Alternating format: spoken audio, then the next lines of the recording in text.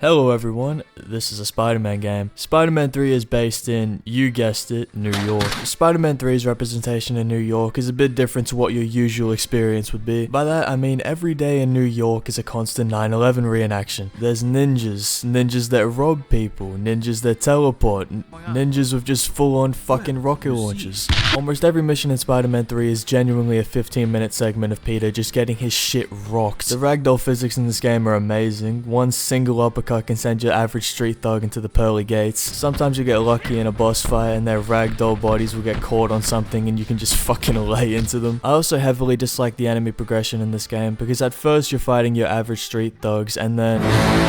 On a similar topic, the fighting mechanics in this game is literally nothing less than spamming every button on your controller and hoping to god that it works. There's about 90 different combos in this game, I don't know any of them. As far as quality for this game goes, it's...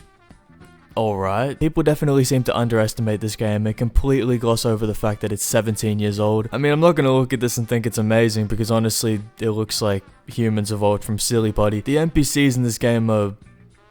questionable. They seem pretty happy though, given the war-driven state the city's always in. It must be a struggle going to work every day hoping Spider-Man doesn't accidentally lob a fucking car at you. Speaking of Spider-Man, this one doesn't even bother saving people. Unless it's given to the mission, Spider-Man just leaves them to their fate. You can see why he's called a vigilante and not a hero, because mate just seems to choose when he feels like saving. Talking about saving, quick time events.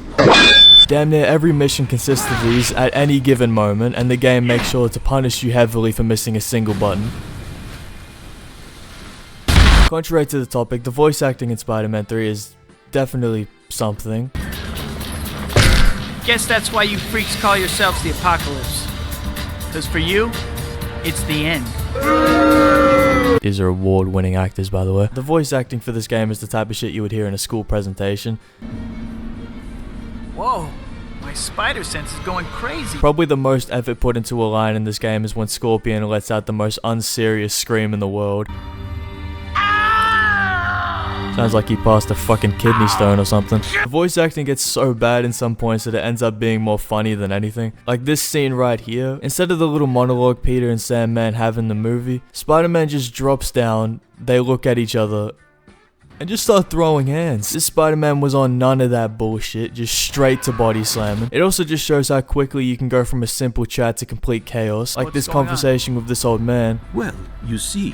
On top of that, the moves you can do in this game are probably the funnest part. There's a lot of special moves you can do. One of them you can just turn into a human pinball, and another one you just smash into the ground and give everyone vertigo. Speaking of vertigo, the absolute fucking dog shit camera. For some reason, the camera in this game just seems to have ADHD. God forbid the camera gets caught on anything less than a wall, because the shit that happens after you try to readjust it can cause sieges. It works even worse when you're in small and confined spaces, because not only are you fighting your enemies, you're also fighting the fucking camera. Now, I haven't really gone into the swinging yet, and that's because there's not much to talk about aside from the fact that controlling it is about the same as keeping pace with a cheetah. After you get a fair distance into the game, your speed will gradually go up, making you swing at Mach 10 speed. The problem with this is that your swings are so inconsistent that you end up either eating shit on the ground or swinging straight into a building. Kinda wish they stick to the original Spider-Man where the angels were just holding you up. Also, you know like how in most Spider-Man games, Spider-Man will fall down and get back up?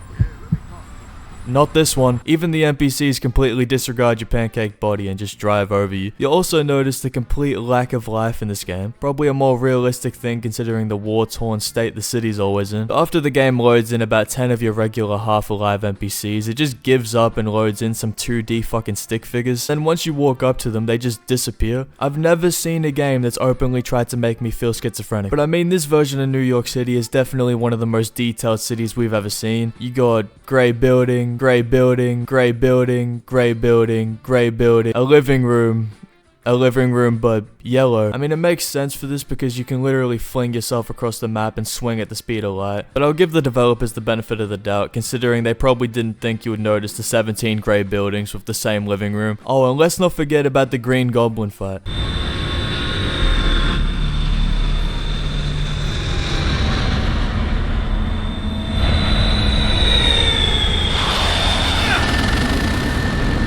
And I'm not even gonna begin on how fucking useless that backflip was.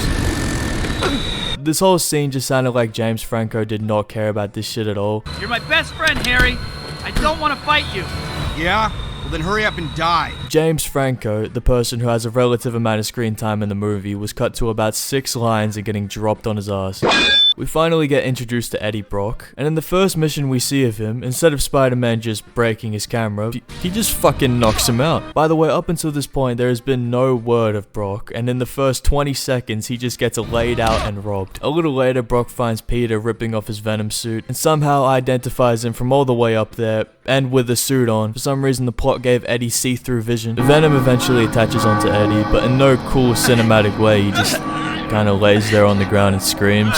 Venom then finds Sandman and bribes him by showing his daughter, who's weirdly happy given the situation. God knows how long she's been up there. And both finally agree to team up and fight Spider-Man. In all honesty, every boss fight in this game is either extremely underwhelming or unusually hard. Like the Kraven fight was unnecessarily difficult, and the Lizard fight was extremely underwhelming, because after you finally break that bullshit force field, he just starts running up on walls and belly flopping on you. The Kingpin fight was also a difficult fight, but let's not forget Spider-Man just straight up killing him.